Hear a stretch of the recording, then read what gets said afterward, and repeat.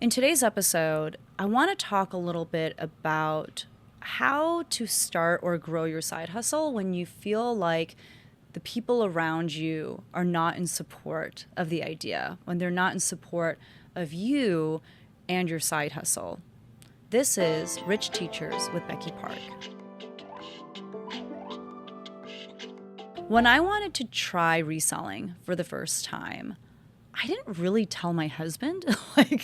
I think he knew that it was happening because I would bring all of this clothes into our family room because that's where we got some pretty decent lighting. We had really great wood floors, and I would just throw clothes on the ground and I would take pictures of them and spend an obscene amount of time on my laptop, listing these items to places like Poshmark.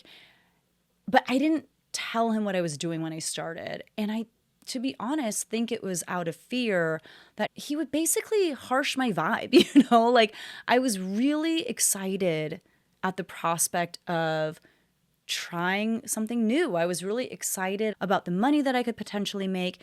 And between the two of us, I am the dreamer and he is the realist. He is the very even keel, just practical, no nonsense person that just sees facts, And I don't know, I think I just didn't want to hear him say, why are you doing this? It's a waste of time. It's never going to amount to anything, blah, blah, blah. I just wanted to live my dream. I just wanted to do what I wanted to do, see what could come of it. I didn't want to hear there's a really great Korean word for it. The word is chansorimar, nagging kind of. I didn't want to hear just a negative voice when I was in this really positive bubble of just yeah, I can do it. I'm going to turn this into something great. And when he realized that I was actually trying to do something here and I was taking all of this time to take pictures of things and list them online and that I was shipping things out, at first, yes, he was a little apprehensive. He was I just don't understand what this could turn into. And I was there are people on the internet, on YouTube, who are making so much money doing this. And I'm telling him all these numbers. Basically, he said, I'll believe it when I see it. So I kept at it. And I was able to get to a point where I was bringing in an extra $500 a month. Soon I was bringing in an extra $1,000 a month. From reselling alone, I'm now pulling in an average of $2,000, $2,500 a month. And I don't know about you, but for me and for my husband, that is life-changing money. And I think at that point he was okay, I get it. You have my full support. How do I help you? How do we do even more? How do we scale this thing? In that same vein, about 5 years ago, when I was playing around with the idea of starting a YouTube channel, I remember just being so nervous about telling him because, again, I was excited about it. I had this gut feeling that it could be something. And I knew that his hesitation with it wouldn't come from a place of not believing in me. I knew that his hesitation with it would not come from a place of him not wanting me to live my life and him wanting to restrict me and all these things. I knew that it actually came from a place of love, from wanting to protect me. Because I am the type of person that if my phone tells me there is the possibility of an inch of snow tomorrow, I'm oh my God, we're not going to have school tomorrow. And he's why do you always do that? Why do you always build something up in your head and then you get so sad and so disappointed when it doesn't turn out that way? That's the kind of person I am. 1 inch of snow, I'm oh my gosh, there's going to be no school. He is, again, the realist. He is the one that's there will be school tomorrow, guaranteed. And he might come across as harsh, but it's because he doesn't like to see my bubble pop and for me to be sad the next morning when I am begrudgingly putting on my snow boots and I am putting on my coat and, stomping my way to the car to go to work because I really, in my heart of hearts, thought that there was going to be a snow day. In the same way, his resistance or hesitation to me starting these new ventures always stem from a place of protection and of love. He just didn't want to see me get hurt. He didn't want to see me try at something and really put myself out there and have all these big dreams only to deal with the aftermath of those dreams being shattered. And I understood that. That's why I never was resentful towards him or upset with him for not being one of those like rah-rah cheerleader husbands. Like I understood where he was coming from. So even when it came to YouTube and wanting to start my YouTube channel, I remember it took a little convincing. And I had to kind of go out of my way to play the part a little bit to say, oh, yeah, like I'm not expecting this to turn into anything. Like I'm sure no one will tune in, but at least I can say I tried. Let me give it a solid few months so that I can say I tried and I won't look back and be resentful. And I almost had to play it off that way. Not even just for him, honestly, though, but also for me, again, as a wall of protection around my own heart in case things didn't work out the way that they did. And, you know, I've shared this in previous podcast episodes. Aside from like my husband, I didn't tell anyone what I was doing. I didn't tell anyone about my YouTube channel. I didn't tell any one of my friends really about like my Instagram or anything. I don't know. Like, I don't know if I was embarrassed. I was a little embarrassed. And again, I think I just wanted to like make it big before I said anything because I didn't want to give others the opportunity to watch me fail. You know, I could just imagine them with popcorn in hand, just being like, oh my God, Becky thinks she's going to start this YouTube channel. Like, who is going to watch this?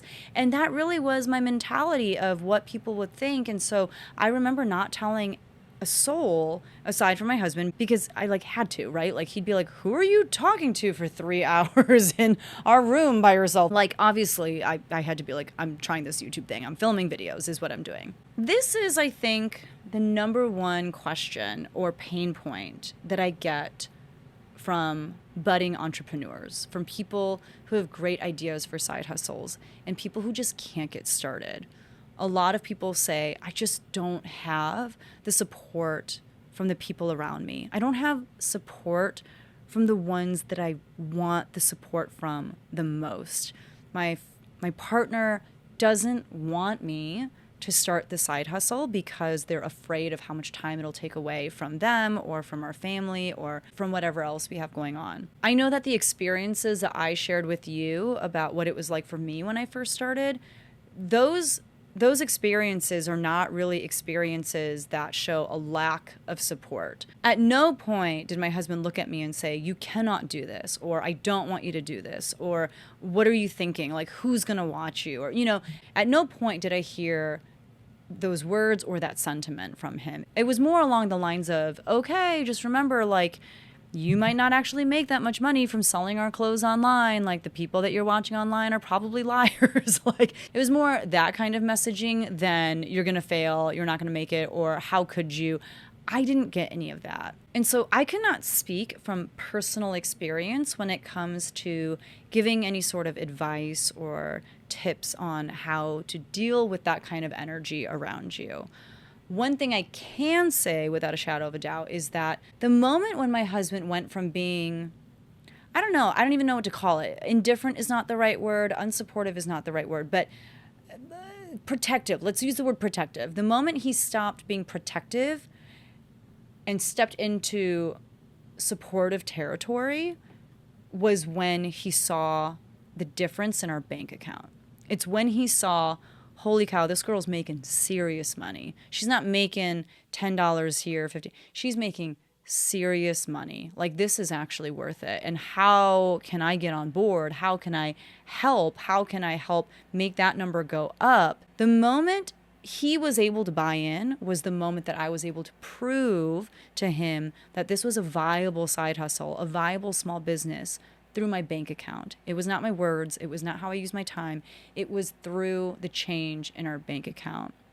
I will say that is the quickest and best way to shut up the naysayers, to turn non-supporters into supporters, to turn disbelievers into believers. It's with that bank account. It's showing them, look at how much money has come in. Look at what I did. And you may be saying to yourself, I can't even get to that point. I can't even make an impact on our bank account because I can't even start. Like, how can I get from here to here without everything that's supposed to happen in between? And again, although I cannot speak from actual personal experience here, I'm going to share what I hope are some helpful tips and some sound advice. And obviously, I have to preface all of this by saying every relationship is different. The dynamics between my husband and I are going to be very different from the dynamics between you and your partner, or you and whoever it is that you are, having to get the support from. But the first thing I would do is sit down with your partner and have a conversation with them about, why are you not supportive of me? And I'll be honest with you, when I first had that conversation with my husband, that's when I was able to learn a little bit more about what was going on in his head and why he responded to my enthusiasm the way that he did. One of the things that he said to me, and this was fair because it was true, one of the things he said to me was, "You're really good at starting things. You get really excited about things at first, but you just don't see them through." And that was fair because at that point I had started a blog. I paid for like a domain name. I paid for like a hosting something. I don't remember all the things that you need to do for a blog, but I had put some money into it. I had invested a lot of time into it. And I had nothing to show for it. And not only did I have nothing to show for it as far as income is concerned, and maybe, it was a result of not being able to make money off of it, but I just lost interest in it. So I just had this blog sitting around that I was no longer feeding, and it just kind of died. And at some point, I actually think that I lost my domain name. Someone tried to bribe me into paying them tons of money for it. And I was like, you can have it. Like nobody is going to that website. I am not paying you oodles of cash for that domain. You can have it and good luck. Like nothing is going to come of that. He saw me start a lot of things and get really excited about a lot of things just for that excitement to fizzle out. And that was something that came up when we sat down and when we had our conversation about like, how come you're not like, rah, rah, you can do it, I believe in you. Like, how come your support for me doesn't look like that? And that was one of the things that he said. Another thing that he said was the piece that I already talked about, which was he was trying to protect me. He was trying to protect me from getting hurt because I built something up to be so big in my head, only to be let down by one very real version of what reality could be, which is, that I don't actually make any money from these ventures. If you can have an honest sit down with your partner, and if you can actually do a lot more listening than just talking, just asking the question, why is it hard for you to support me in the way that I would like for you to support me? I would love for you to just say, I believe in you and you're going to do great things. How come that's not what's happening here?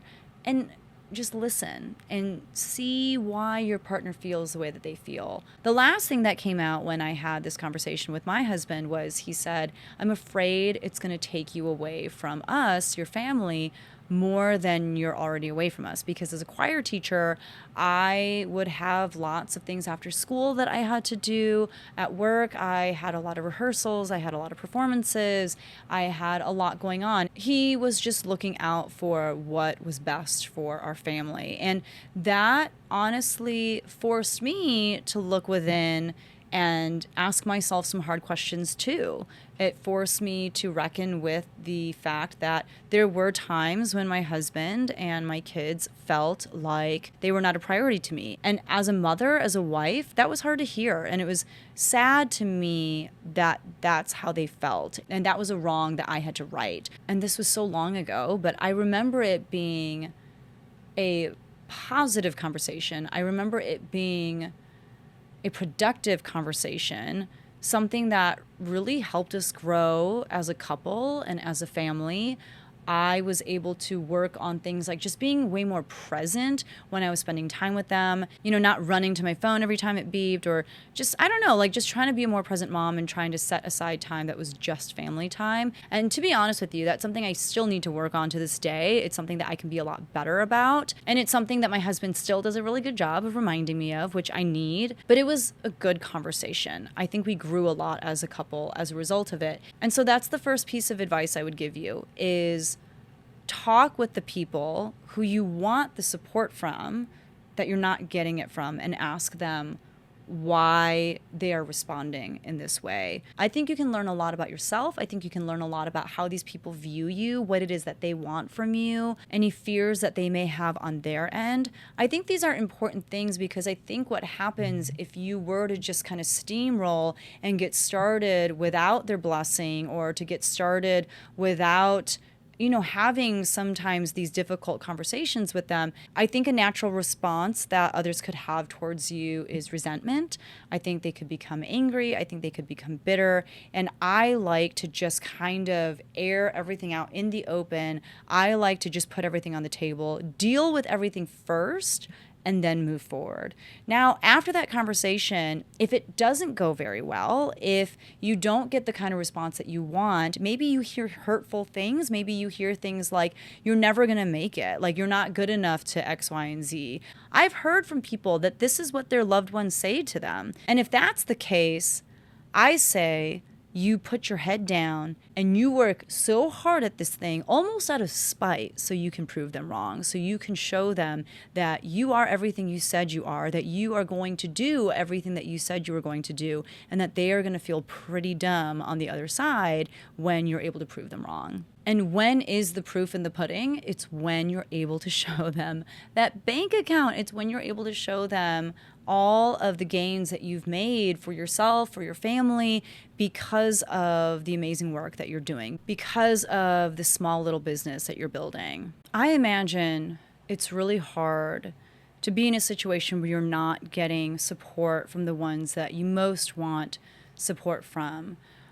And if that is the case, and unfortunately that is the reality for some of you listening, I would say that the most important thing you can do then is to find a support system who is going to lift you up, who is going to encourage you, who is going to be your biggest cheerleader. And sometimes it's a friend in your life already. Sometimes it's complete strangers on the internet. I can't tell you how empowering it was when I first started reselling to find a community of resellers on Instagram. And when I started growing my account on Instagram and getting more followers, one of the things that I did that ended up being so successful was I had what I called a listing challenge. It was basically an accountability group for resellers like me who wanted to list a certain number of items a day. And I created a challenge both on consistency, but also for volume. So it was like, if you listed the number of items a day that you said you were going to, you'd be entered to win some prizes. But also if you just listed a ton of stuff, like if you were the person that listed the most number of items, you also could be a winner. I remember like 100 or 200 people wanted to be a part of this. And so I created small groups within Instagram, and they were like in the DM. So they were like little DM groups of like 10 people each. And I would pop into all of the groups, but I just created these groups of like 10 people, not really thinking anything of it, like more so that they could just kind of check in with each other. But the amount of support that I was seeing in these groups, like there were a few groups who would talk all day to each other in the DMs of Instagram. They would check in on each other. They would encourage each other. They'd push each other and remind each other, hey, there's only this many hours left in the day. Don't forget to do your listings. Like, it was really cool to see people connect and just support complete strangers on the internet to do their best and to give their best. And the overwhelming response to this challenge that I had created over on Instagram was that they loved it. They were like, please do more of this. But they loved it so much because of the community building aspect. They loved it so much because they were able to nerd out about reselling and get support and give support to other people who were doing the same thing as them in ways that they weren't able to do with the people in their real life. Like their mom wasn't like, hey, don't forget to list your 8 things, or, their husband or their whoever. They had finally found a support group, a group of people that were going to help them be their very best when it came to reselling. And I remember, like, before I got on YouTube and Instagram, I remember students telling me about like their online friends, maybe people that they would play video games with, or people that they met on like Discord, or, stuff like that. And I'd be like, those aren't real friends. Like, you don't know them in person. They're like, no, we're real. like that's my best friend in the whole world. I just haven't met them in person. And I'm like, what? Like, how is that a thing? How can that be? I get it now.